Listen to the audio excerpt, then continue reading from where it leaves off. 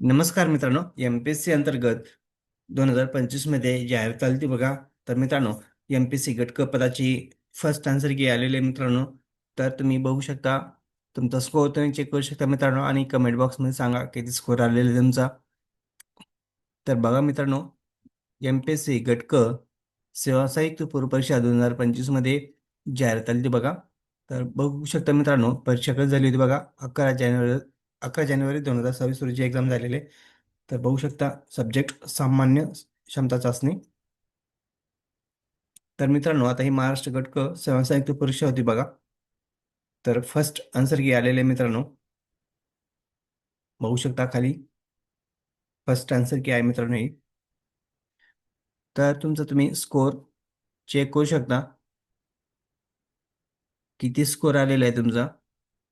बघा मित्रांनो, आता ABCD जसं संच, तुमचा जे संच असेल त्यानुसार, तुमचा जर ए संच असेल तर त्यानुसार तुमचा तुम्ही स्कोअर चेक करू शकता, तुमचा स्कोअर किती आलेला आहे. आणि ज्यांचा बी आहे त्यांची बी संच नुसार बघू शकता स्कोअर.